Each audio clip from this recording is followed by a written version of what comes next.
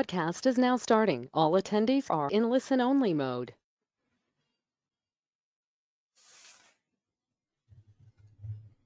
Halo, selamat sore. Selamat sore teman-teman sekalian. Suara saya bisa ditangkap dengan jelas ya?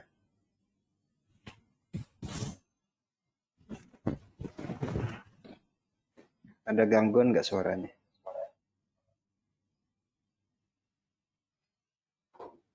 Aman? Aman ya, kita lanjut ya.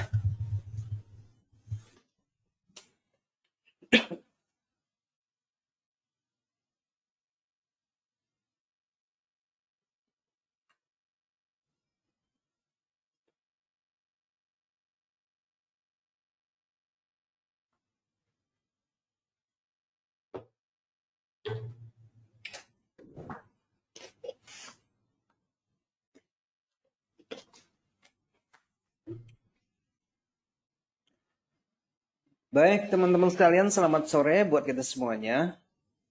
Salam sehat dan sejahtera.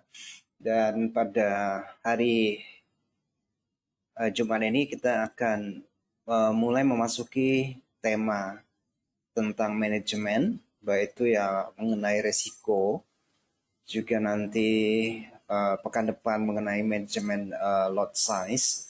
Kemudian kita akan memasuki manajemen keuangan sebagai salah satu faktor penentu dari keberlangsungan perdagangan. Oke, selamat datang buat teman-teman yang sudah bergabung pada sore ini. Senang sekali Anda bisa bergabung bersama-sama untuk belajar pada kesempatan ini. Dan teman-teman, saya pastikan bahwa saya tidak akan menyita waktu Anda terlalu banyak karena materi ini saya sampaikan secara dasar. Karena ini adalah teknik dasar supaya kita mengetahui bagaimana peranan resiko dalam perdagangan. Oke, dan kedepannya kita akan memasuki hal-hal yang sifatnya lebih detail tentunya. Oke, jadi ini adalah dasar manajemen resiko. Seperti biasanya, teman-teman saya sampaikan terlebih dahulu disclaimer. Ini adalah bentuk komunikasi atau layanan yang diberikan oleh HFM kepada teman-teman sekalian untuk memberikan informasi, wawasan dan pengetahuan supaya kita memiliki bekal dalam melakukan perdagangan secara online. Dan tentu saja ini tidak terlepas daripada risiko sebagai satu kepastian dalam segi kehidupan kita dimanapun. Peranan risiko sangat menentukan bagi keberlangsungan hidup kita. Oke, karena ini tentang risiko dan hari ini adalah dasar dari manajemen risiko. Teman-teman, saya minta waktunya tidak terlalu banyak dan saya harap teman-teman memperhatikan dengan baik karena ini adalah salah satu faktor kunci dari keberhasilan dan keberlangsungan perdagangan kita di masa yang akan datang. Sorry ya, saya agak batuk-batuk karena memang belum fit ya. Tapi saya coba sampaikan dengan baik. Oke. Nah, teman-teman, apabila ada gangguan siaran kita pada sore ini, saya minta atensinya, kerjasamanya supaya memberitahukan kepada saya. Dan apabila itu terjadi pada pihak teman-teman, tolong dicek kembali line-nya. Tolong dicek kembali device yang digunakannya. Baik, kita langsung saja ya teman-teman. Anda bersama saya Adi Pangestu, analis dari HFM, akan menyampaikan materi ini secara sederhana supaya lebih mudah dipahami.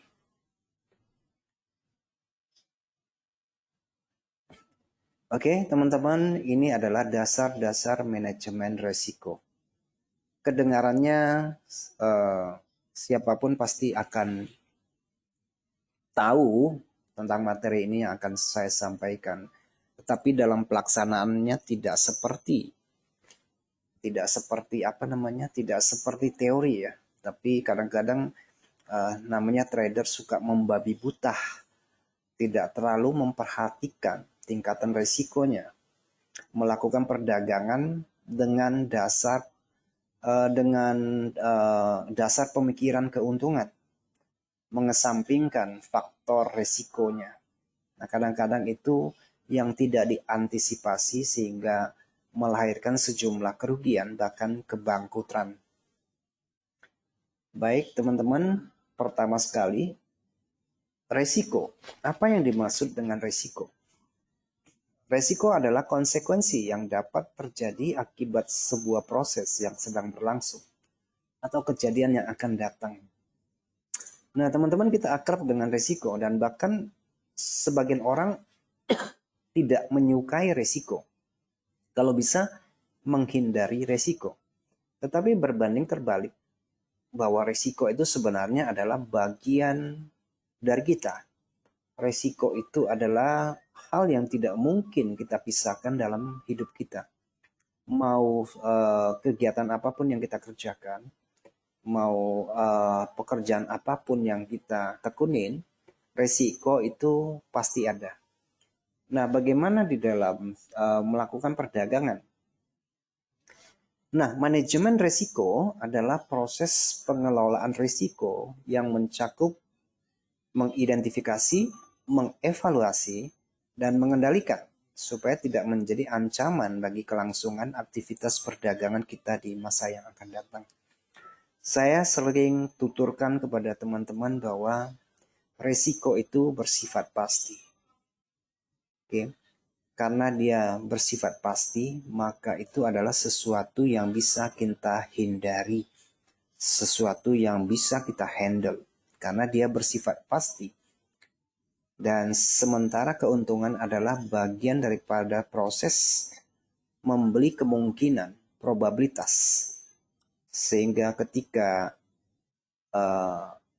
posisi keputusan yang kita ambil sesuai dengan pergerakan pasar, maka meningkatkan peluang keuntungan. Nah, teman-teman, tentu kita sebagai trader, sebagai praktisi pedagang, pernah berpikir tentang bagaimana caranya agar posisi kita tidak sering loss, kan begitu ya? Agar posisi kita tidak sering rugi. Nah, barangkali dari kalian semua sudah mencoba bersahabat dengan risiko yang terukur, yang kecil. Tetapi kadang-kadang juga menjadi tidak masuk akal. Karena risiko yang ditampilkan memang kecil. Kita pengennya kalau rugi sedikit dan untungnya banyak. Cuma kadang-kadang sebagian orang terlalu pelit gitu ya. Memberikan risiko yang sangat-sangat minim sekali. Gitu ya. Sehingga ya resiko yang kecil itu memang menimbulkan kecenderungan untuk disentuh stop loss-nya. Oke, dan kadang-kadang kekecewaan itu hadir ketika stop loss sudah tersentuh dan akhirnya harga berjalan sesuai dengan arah posisi yang kita pasang. Nah, salah satu faktornya adalah karena kita kurang mengevaluasi kebiasaan atau karakter dari aset yang kita perdagangkan. Oke. Ada mungkin sebagian orang yang membatasi resiko berdasarkan pips, berapa pips, berapa pips. Oke, kadang-kadang ada juga yang membatasi secara permanen. Ya kalau SL ya 30 terus, 30 terus, 50 pips, 50 pips terus. Tetapi sebenarnya kunci dari penempatan stop loss seperti itu bukan tidak baik, tetapi menurut hemat saya itu sangat berseberangan dengan tata cara kelola resiko. Kenapa? Yang stagnan itu yang kita tempatkan itu memang harusnya dalam jumlah uang, bukan dalam jumlah pips. Jadi resiko berdasarkan pip itu sangat fleksibel, tergantung daripada fluktuasi pasar secara harian. Oke, kita sebagai intraday trade bisa membatasi berapa sih karakter dari suatu jenis mata uang atau suatu aset kebiasaannya berapa sih, running peak-nya berapa, stop loss-nya berapa, kebiasaannya sering membuat false breakout atau tidak gitu ya. Nah, itu tergantung daripada aset yang kita perdagangkan. Nah, tetapi anehnya bahwa sebagian juga dari kita kadang-kadang tidak tertib dengan apa yang kita sudah komit dari awal. Yaitu masih juga suka menggeser-geser level stop loss-nya. Sebentar mau kena digeser, sebentar mau tersentuh stop loss-nya digeser. Ada sebagian orang ya, tetapi saya harap bukan teman-teman yang ikut nimbrung di sini. Oke, atau barangkali ada yang sudah berdasarkan pengukuran stop loss berdasarkan level ATR atau indikator, itu juga sering terjadi. Oke, nah teman-teman, kalau untuk ingin menghindari kerugian yang terlalu cepat atau terlalu dini, bahkan dari ancaman dari margin call, tentu saja bukan hanya dari faktor risiko yang kita perhatikan, tetapi juga manajemen uang, manajemen lot size juga yang akan kita pikirkan. Nah, tentu saja itu bukan topik yang akan kita bahas pada hari ini. Topik yang kita bahas pada hari ini secara khusus adalah manajemen risiko. Baik, teman-teman. Dan hari ini kita akan khusus membahas tentang manajemen risiko di dalam perdagangan forex. Nah, sadar atau tidak sadar, kadang-kadang kita nggak mau sadar atau pura-pura nggak mau sadar, gitu ya. Bahwa risiko itu adalah kondisi yang serba apa ya, yang hadir dalam keadaan yang tidak pasti. Yang namanya spekulasi, investasi pasti mendatangkan keuntungan, ya kan? Tapi faktor kerugian itu juga besar sehingga kita mendapati banyak isu, banyak kabar buruknya tentang dunia perdagangan, tentang dunia forex. Ya, ada yang sudah menstigma itu adalah perjudian atau itu adalah scam dan penipuan. Nah, teman-teman, sadar atau tidak sadar, ini adalah ketidaktahuan kita akan resiko dalam dunia investasi maupun spekulasi. Ketidaktahuan terhadap resiko itulah yang melahirkan stigma ini dan itu. Menurut hemat saya seperti itu ya, teman-teman.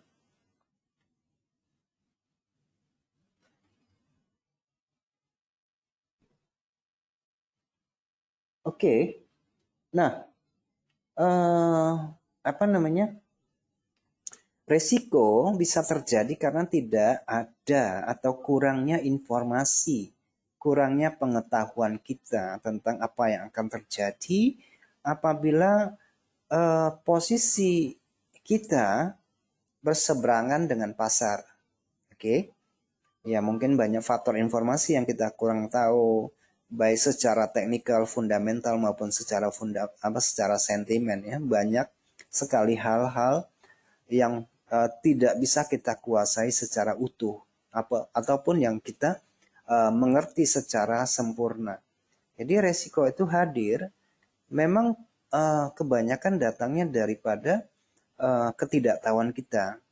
Ketidaktahuan bahwa kerugian itu bisa menyebabkan trauma secara psikologis, sering-sering rugi, menerima resiko terus-menerus itu juga memberikan tekanan dan stres serta depresi.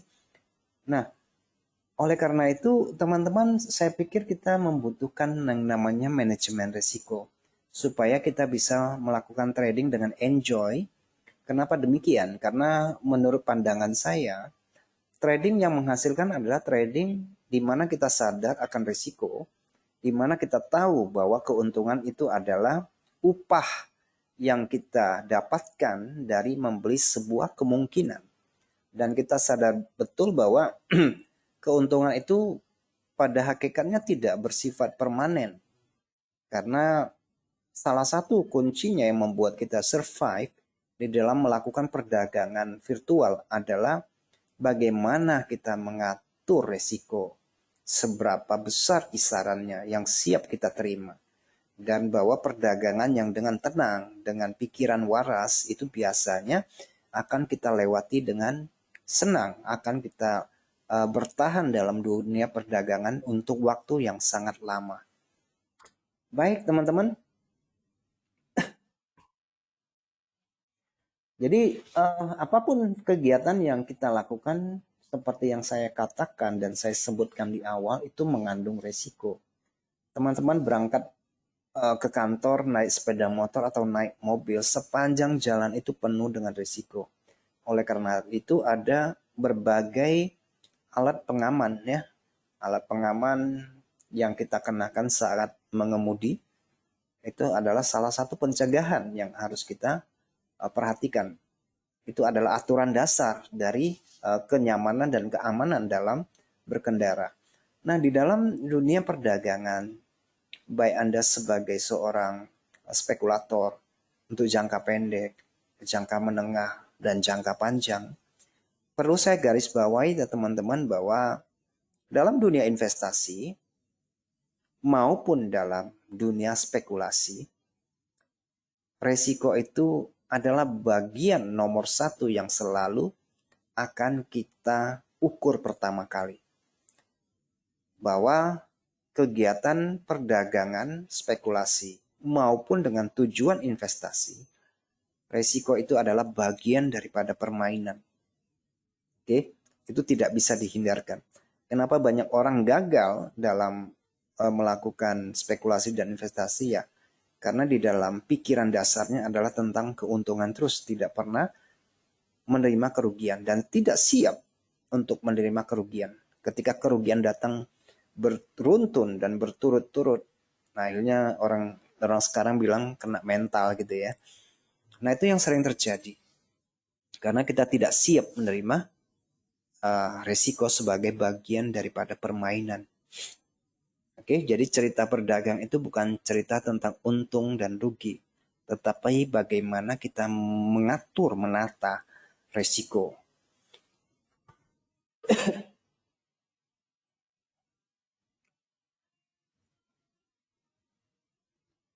Nah, teman-teman, tentu saja manajemen risiko itu akan membantu kita untuk mengenali risiko apa saja yang akan kita hadapi dan cara apa saja yang perlu kita tempuh untuk mengamankan modal kita.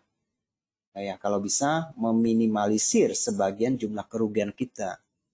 Ada nggak strateginya misalnya kan, itu penting. Oke, jadi bagi seorang profesional tentu saja ini manajemen risiko merupakan suatu kunci sukses. Oke, kita berhasil mengatasi dan berteman dengan risiko itu sudah satu langkah. Kalau kita nyaman dengan kerugian, oke, dan kita selalu berhasil mengatur kerugian. Jadi kerugian itu tidak membuat kita menimbulkan rasa skeptis, memberikan tekanan kepada kita untuk melakukan perdagangan lanjutan. Karena kita tahu sebagai seorang profesional bahwa kerugian hari ini, kerugian besok, dan kerugian yang kemarin itu adalah bagian daripada biaya yang harus kita keluarkan untuk membeli kemungkinan. Karena kita tahu bahwa besok dan lusa kesempatannya masih terbuka untuk menutup kerugian yang datang kemarin hari ini. Oke, jadi ya kalau rugi hari ini, satu kali, dua kali, jangan memaksa diri untuk terus melakukan perdagangan. Karena jelas itu tidak memberikan kenyamanan dan jelas bahwa kerugian yang beruntun dalam satu hari beberapa kali itu akan memberikan tekanan tanpa kita sadar. Oke, jadi kita harus tahu kalau satu kali perdagangan dalam satu hari itu semestinya berapa kali yang kita resikokan. Oke, itu penting ya, itu harus digarisbawahi. Baik, nah yang menjadi pertanyaan dasarnya adalah mengapa sih perlu? Mengapa perlu ya? Ya untuk meningkatkan kemungkinan pencapaian target melalui penanganan yang serius terhadap risiko yang berdampak negatif. Kerugian yang terlalu besar. Oke, kerugian yang terlalu besar. Dan kadang-kadang risiko itu muncul karena ketidaktelitian kita dalam pengaturan lot size. Oke, ketidaktahuan kita. Oke, karena kita selalu mencari peluang-peluang yang ada. Dan kadang-kadang kita tidak sadar memaksakan diri. Peluang itu harus selalu ada. Padahal ya pada kenyataannya kesempatan itu tidak selalu hadir tiap saat. Oke, meskipun ada tiap hari ya, tapi tidak tiap saat. Baik teman-teman, ini bagian penting kadang-kadang yang tidak diperhatikan orang ya. Oke, nah ini adalah dasar manajemen risiko. Dan tentu saja kalau kita berbicara tentang risiko itu bukan hal yang menyenangkan. Karena kita akan berbicara tentang kerugian.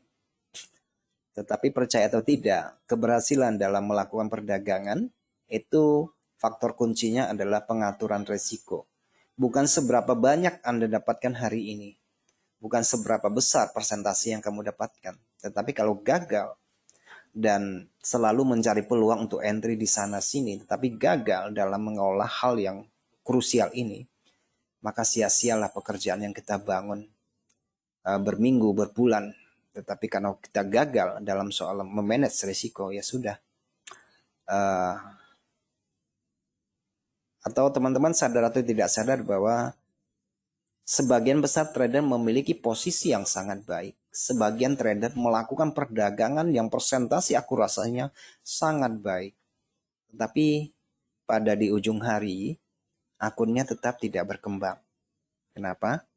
Mungkin karena dia tradingnya terlalu banyak aset yang ditradingkan. Mungkin dia menggunakan lot yang berlebihan. Atau dia overtrade sehingga meningkatkan resiko. Karena setiap kita memasuki pasar, resiko sudah ada di sana. Oke, semakin kita banyak posisi, maka kita menempatkan semakin banyak risiko di situ. Oke, seberapa besar kemampuan kita untuk selalu dengan semangat yang sama, energi yang sama untuk melakukan trading dalam satu hari. Saya pikir tidak ada seseorang pun yang memiliki energi yang sama. Oke, jadi kalau entry pertama berhasil, entry kedua berhasil, entry ketiga berhasil, yang penting targetnya sudah sampai, oke, stop dulu, slow down dulu. Oke, cooling down dulu. Jangan terlalu memaksakan diri untuk mencari peluang yang lain. Oke, kita ini bukan mesin, kita butuh pikiran kita itu perlu direm, kerakusan kita itu perlu direm gitu ya. Ya, saya tahu memang menyenangkan mendapatkan keuntungan beruntun terus-menerus. Oke, performanya bagus terus-menerus. Tetapi ada satu saat di mana kita bisa kehilangan semuanya karena kita terlalu effort dan terlalu memaksakan diri untuk melakukan perdagangan sehingga melahirkan risiko yang banyak karena kita overtrade.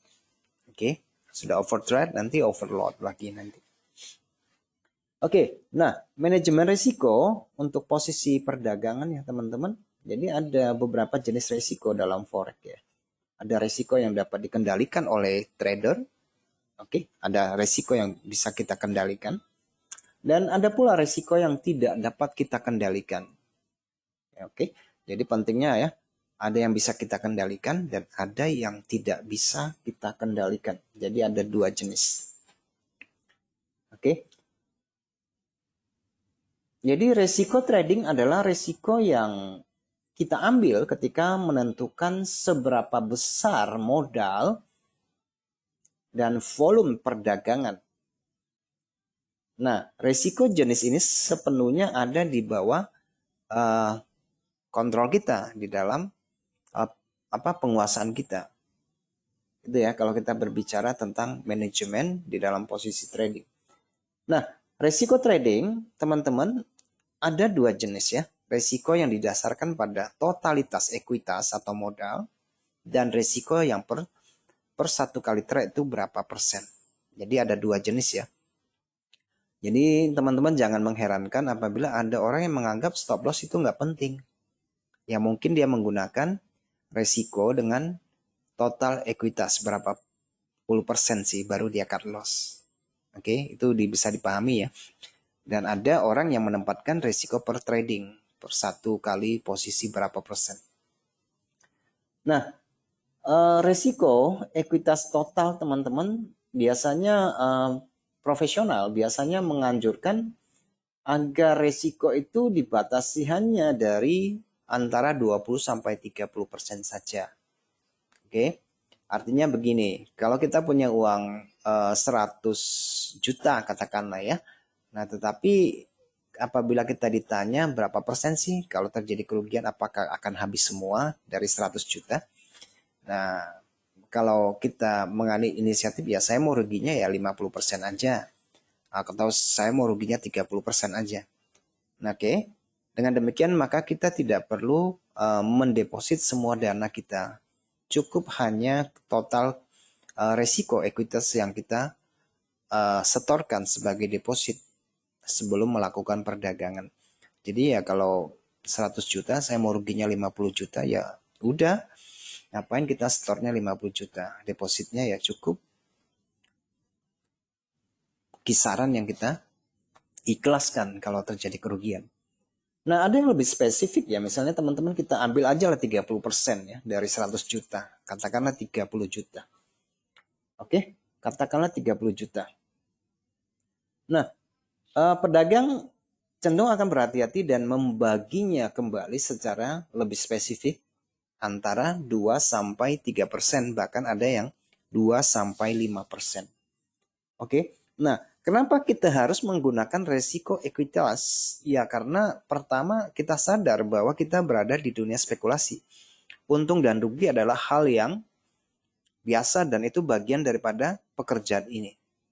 Oke, kenapa kita harus tidak harus tidak menyetor semua? Kalau menyetor semua artinya ya kita mencelupkan diri untuk total ekuitas itu sebesar 100% jadinya. Ya, tetap cukup hanya 30% kalau kita putuskan tuh 30% ya udah 30%. Katakanlah 30 juta, nanti baru kita kalkulasi per satu kali trade-nya berapa. Oke, per satu kali trade-nya berapa? Mungkin ada 2%, 3%, bahkan ada yang sampai 5%. Oke, tapi ya itu masing-masing ya teman-teman ya. Jadi setelah kita menentukan batasan risiko, nanti baru kita atur lah per satu kali trade berapa sih yang kita rugi. Nah, itu pun dengan catatan katakanlah ya, katakanlah katakanlah itu 2% ya, 2% dari 30 juta. 30 juta berarti kurang lebih sekitar 600 ribu ya. Oke, kurang lebih seperti itu ya. Per satu kali trade-nya. Benar nggak? Oke, kurang lebih seperti itu ya kalau kita ambil 2%.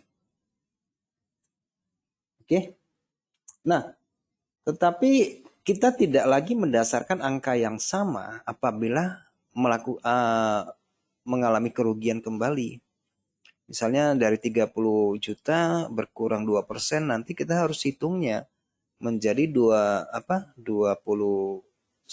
juta 300 ribu untuk mendapatkan 2%-nya kembali. Jadi persentase ini didasarkan daripada modal trading yang sudah kita siapkan tadi. Oke.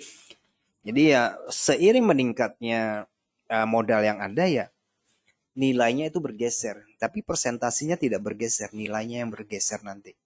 Oke. Beda ceritanya nanti kalau kamu menetapkan cash money management. Kalau cash money management hanya tinggal 30 juta aja, kamu bagi aja. 30 juta kamu mau berapa kali trading? Saya mau 30 kali trading, berarti 30 juta berarti 30 kali trading, berarti setiap masuk pasar saya ruginya 1 juta. Nah, itu cash management. Jadi kita nggak mau tahu persentasenya berapa, yang penting ruginya 1 juta. Ya sudah. Jadi angka 1 juta itu akan menjadi resiko yang kita perhitungkan. Tidak boleh lebih, tetap 1 juta. Nah, itu pakai sistem cash management. Oke. Nah, teman-teman. Nah, kalau ibaratnya saya membuat tabel ini ya. Ya tergantung deh kalian presentasinya berapa ya. Tapi ya kalau saya secara personal saya menggunakan 2-3% per satu kali trade ya. 2-3% per satu kali trade. Jadi ibaratnya kalau teman-teman menempatkan 50%, 5%, maka ya kesempatan kita cuma 20 kali. Gitu ya. Kalau 4% ya 25 kali shoot. 3% ya 33 kali. Kalau 1% ya kita memiliki kesempatan 100 kali kesempatan untuk masuk pasar. Oke, 1 juta. 1% 1 juta ya. Misalnya ya. Ruginya 1 juta. Kita ambil angka bulatnya aja. Berarti kita membutuhkan modal berapa? Untuk 100 kali ya minimal kita harus menggunakan 100 juta ya. Karena 1 kali trade 1% misalnya. Nah, itu tidak buruk teman-teman karena kita sudah memasuki perhitungan risiko di awal, yaitu dengan cara yang sederhana. 1% aja deh kalau rugi. Kalau untung berapa? Ya untungnya kalau bisa ya lebih dari 1%. Oke, nanti ya kita akan masuk kepada winner rasionya ya. 1 banding berapa? 1 banding 2, 1 banding 5, 1 banding 10.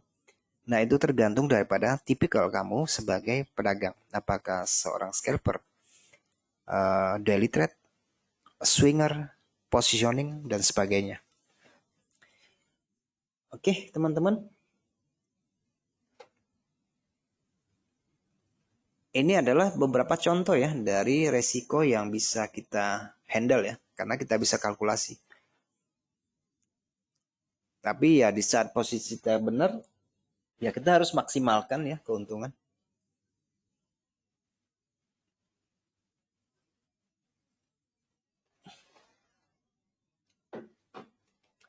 Baik, selanjutnya. Nah, ini yang kedua ya teman-teman, itu adalah beberapa risiko yang tidak bisa kita kendalikan. Yang tadi itu adalah risiko yang bisa kita kalkulasi. Yang ini adalah risiko pasar yang tidak bisa kita kendalikan. Gitu ya, di luar daripada kemampuan kita, yaitu manajemen risiko pasar.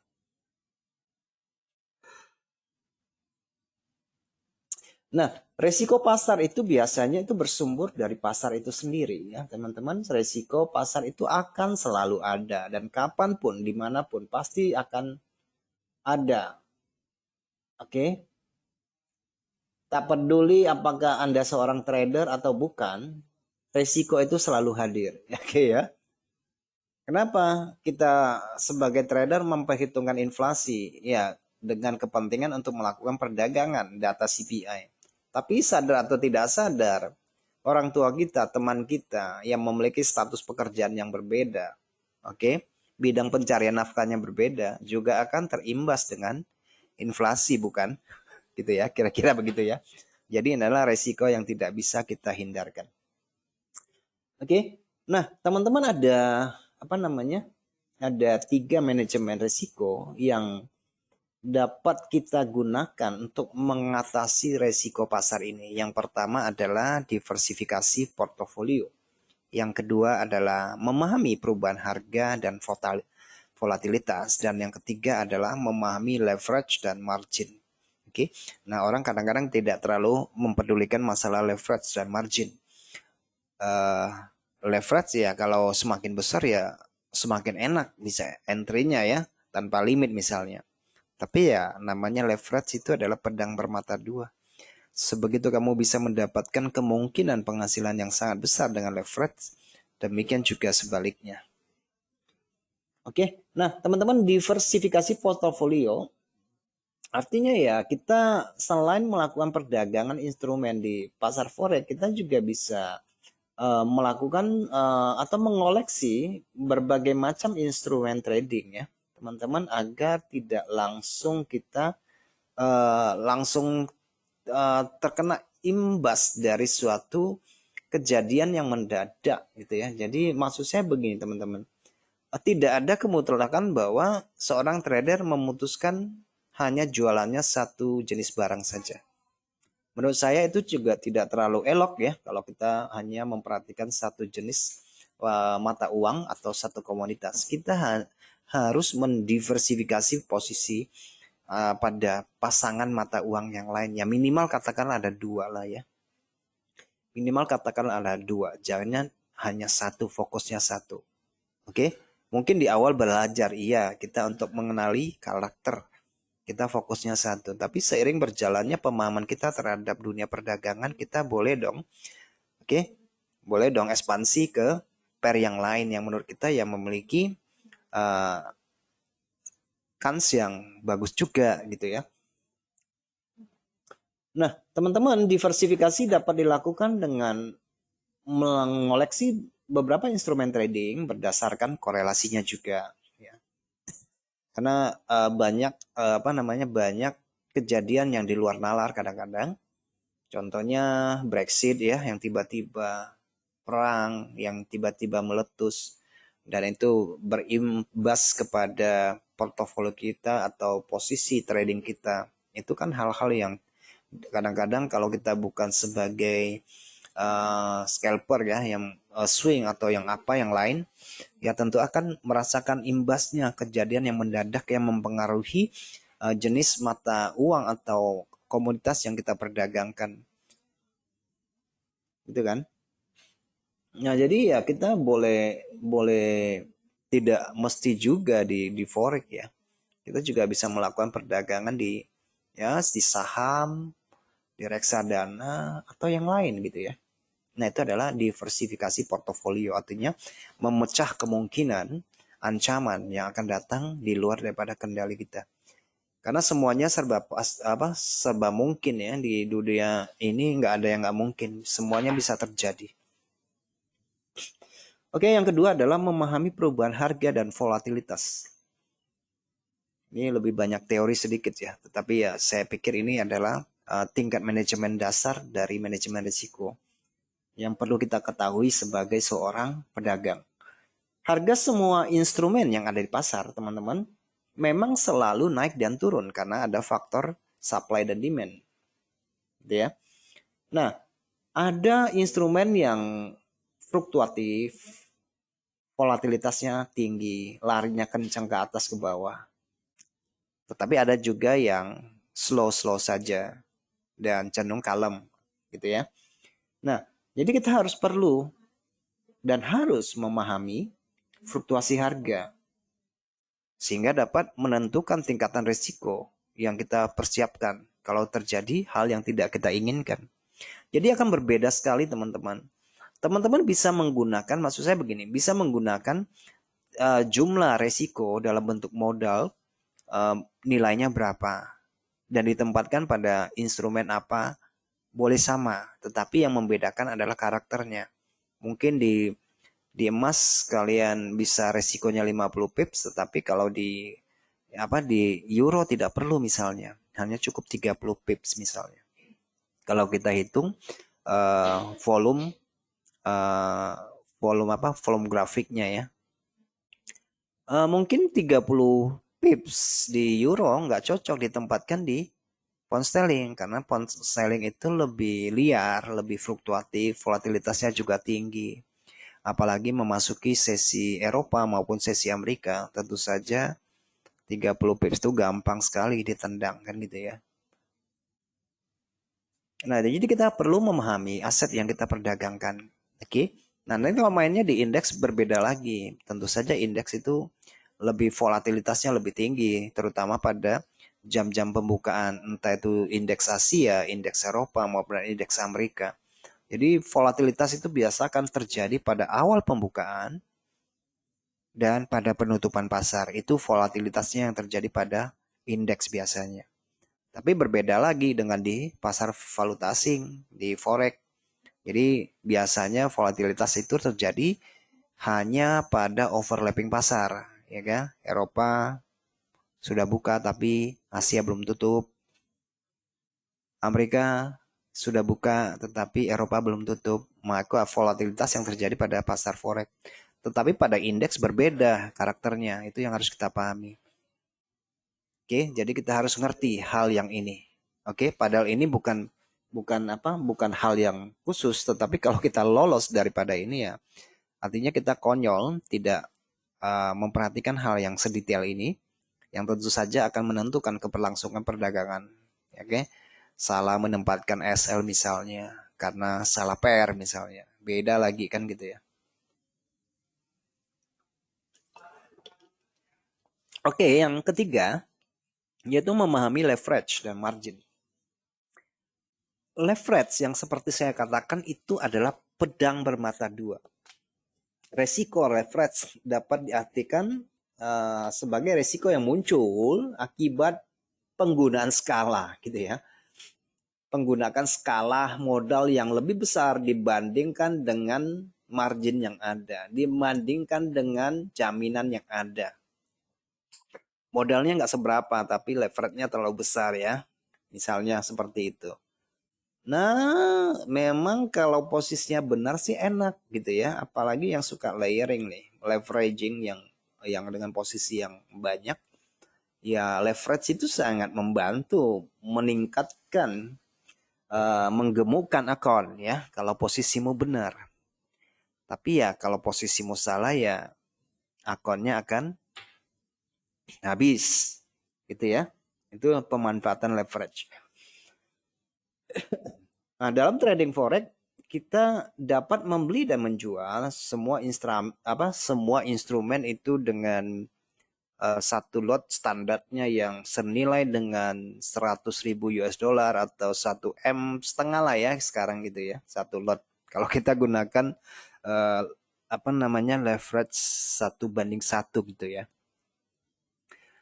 Ya kalau begitu nggak ada bedanya dong kalau kita main spot atau membeli banknote, ya kurang lebih sih hanya mencari selisih harga jual dan beli tanpa harus mengalami kerugian karena faktor leverage karena kita menggunakan 1:1. Tetapi kalau dunia forex ya leverage yang ditawarkan itu sangat bervariasi dan itu membantu pasti bagi orang yang tidak memiliki modal yang besar. Membantu ya, membantu. Oke, tetapi dalam salah penggunaan itu juga bisa membunuh akun kita.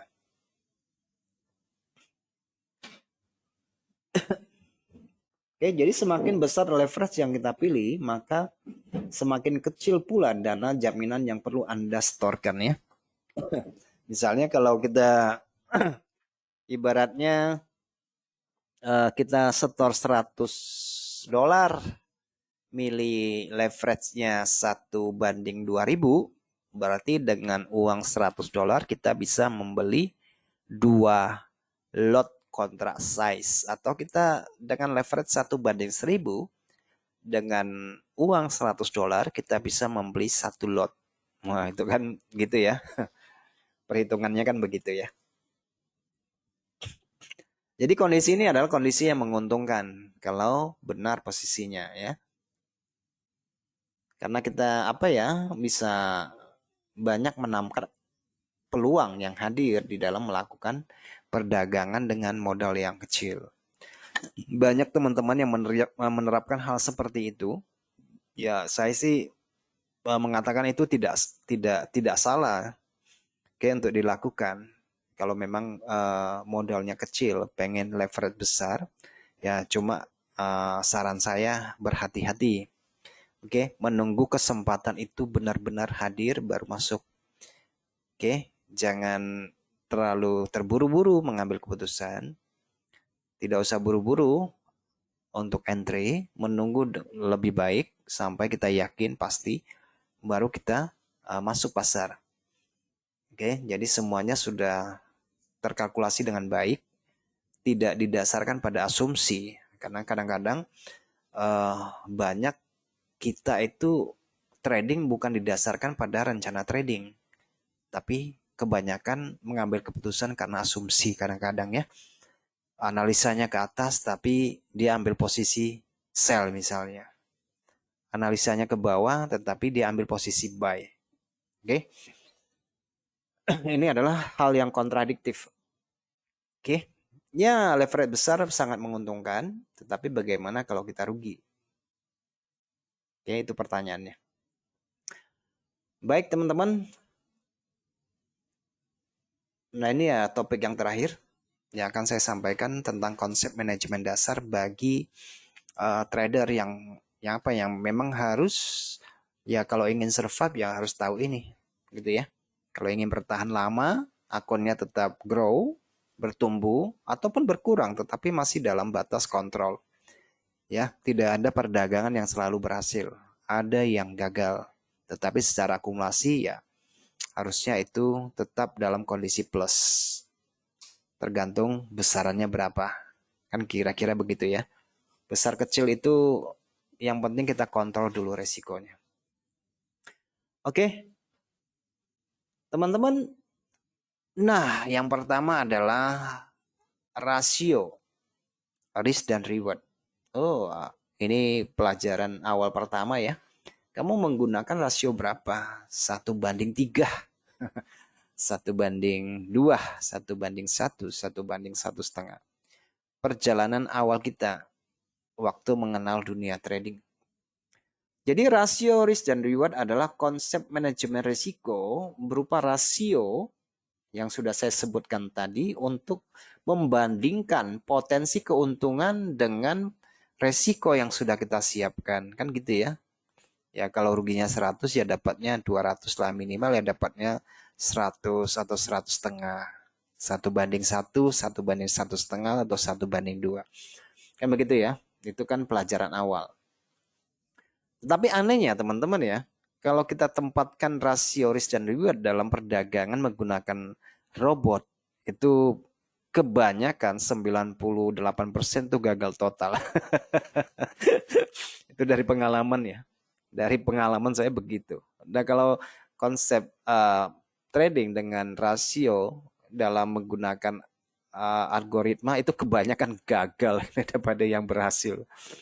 Oke, kebanyakan gagal daripada yang berhasil. Nah, teman-teman, menggunakan rasio yang besar itu 1:5, 1:3, itu bukan seperti pelajaran matematika, 1+1 itu sama dengan 2. Nah, di dalam trading itu 1+1 itu bisa menjadi 5, 1+1 itu bisa menjadi 10. Kenapa demikian? Karena kita sebagai pedagang adalah mencari momentum, mencari permulaan minat, mencari pergeseran minat, mencari peluang di saat pembeli lain memasuki pasar.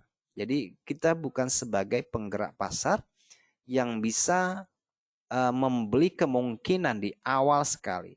Ya mungkin sekali dua kali kita mujur, tapi tidak selalu berhasil seperti itu ya. Nah, ada kalanya penempatan konsep rasio ini tidak apa ya, tidak harus kaku seperti yang saya sebutkan tadi soal matematika. Karena sadar atau tidak sadar ada beberapa potensi dan kejadian yang terjadi kita memaksakan diri untuk menggunakan rasio 1:3. Padahal kondisi di saat itu tidak memungkinkan misalnya ya. Kondisi saya itu tidak memungkinkan ya. Gimana mau sampai 1:3, 1:1 aja susah. Apalagi dalam konteks pasar yang sedang sideways misalnya. Gimana coba? Masih bisa memaksakan rasio itu? Kan nggak bisa ya.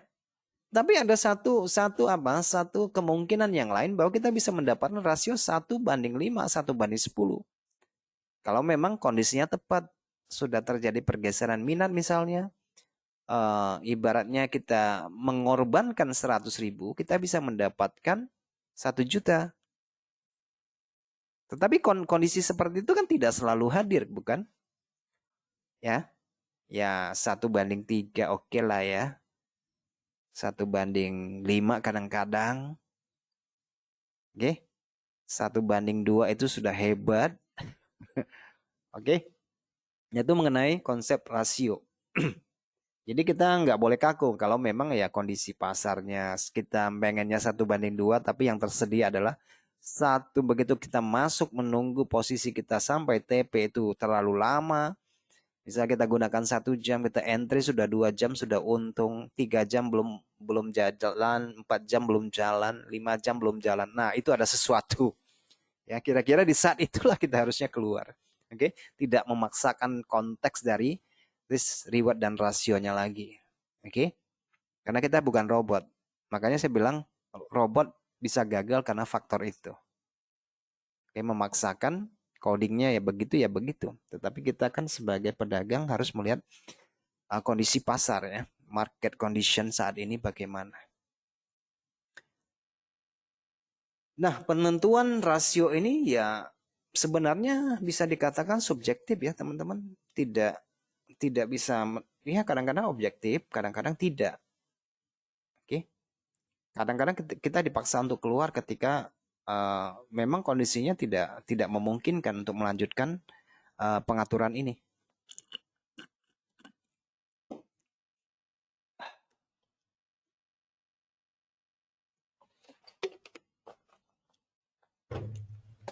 Jadi penentuan ini tidak rumit ya teman-teman. Yang penting kalau bisa ya minimal 1:1 lah gitu ya. Jangan sampai satu ruginya lebih besar daripada keuntungan. Oke, gampangnya sih begini sih, berapa jumlah dari laba yang ingin kita dapatkan sih dari setiap transaksi. Oke. Target silakan aja kita bikin target, tetapi kondisi pasar yang menentukan nantinya.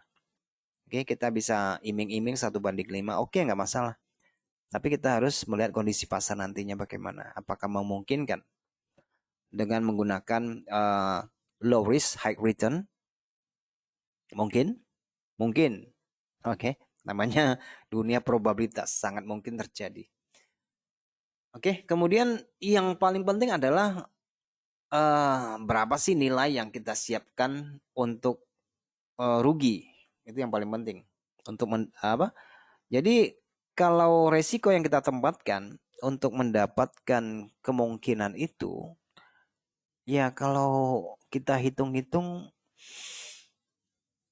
kalau rugi 100 bisa dapat 200, ya kenapa kita tidak ambil kesempatan itu?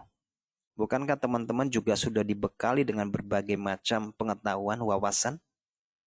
Oke, pengetahuannya ada, wawasannya ada, ilmunya ada. Tapi kadang-kadang dirusak oleh asumsi, oleh ketakutan, oleh keraguan, oleh keserakahan. Oke, jadi ya rencana sudah ada, eksekusinya berbeda. Kadang-kadang begitu ya. Ini celakanya di situ. Oke, jadi ya teman-teman perlu namanya rencana trading. Oke, saya pikir teman-teman semua juga sudah punya lah rencana tradingnya masing-masing kan. Gak mungkin gak ada ya. Oke, yang terakhir nih. Oke, ini yang terakhir. Dan nanti boleh teman-teman kalau ada unek-unek mau tanya boleh diketik di kolom. Kalau ada ya, kalau nggak ada ya. Kalau nggak ada ya terima kasih maksudnya. Oke, yang terakhir adalah win rate. Win rate rasionya itu mengenai strategi yang teman-teman biasa gunakan. Oke. Strategi sebenarnya yang kalian gunakan selama ini adalah buah dari pikiran orang kah? Atau bagaimana? Oke.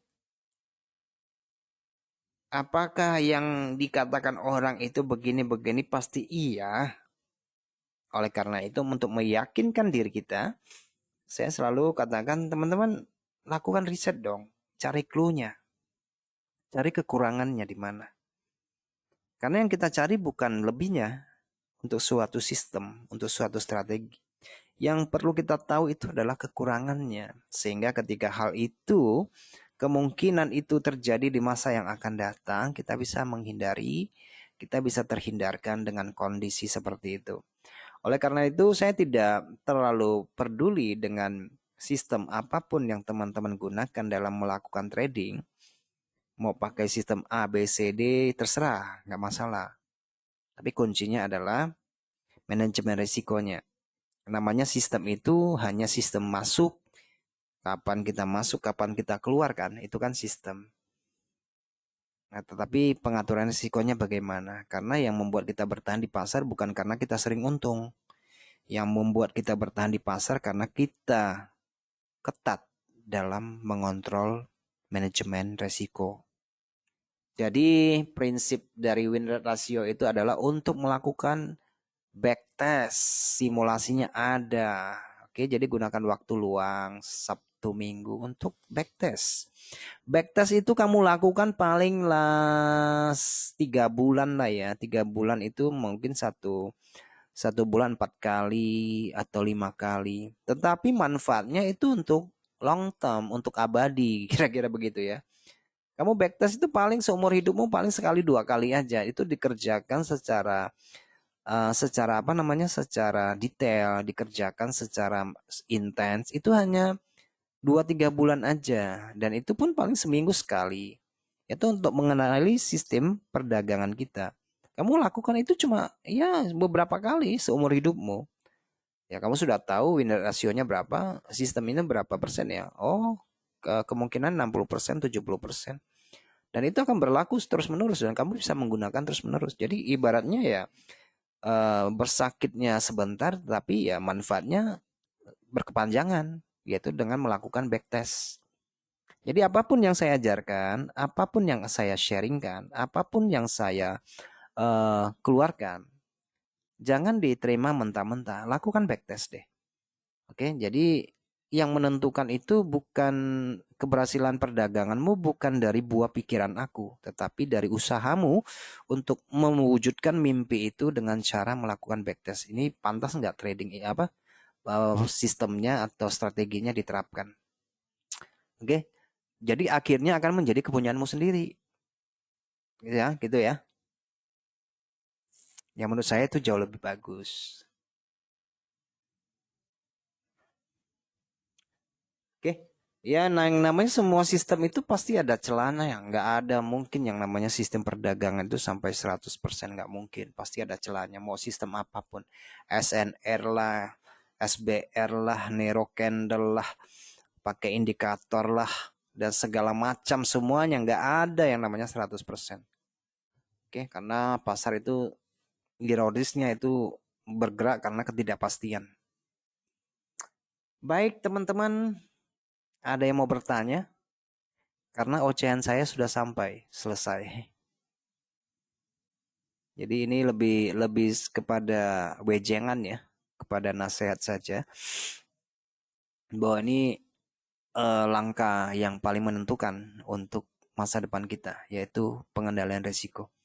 Ya mungkin teman-teman tergoda dengan banyaknya orang yang melakukan perdagangan dengan posisi yang begitu banyak, berlayer-layer. Tapi masalahnya kontrol risikonya bagaimana? Jadi kita jangan membandingkan kemampuan kita dengan kemampuan orang lain. Orang yang punya duit ngomong aja beda sama orang yang nggak punya duit. Pasti gaya bicaranya beda. Beda juga trader yang memiliki modal yang kecil dengan trader yang memiliki modal yang besar.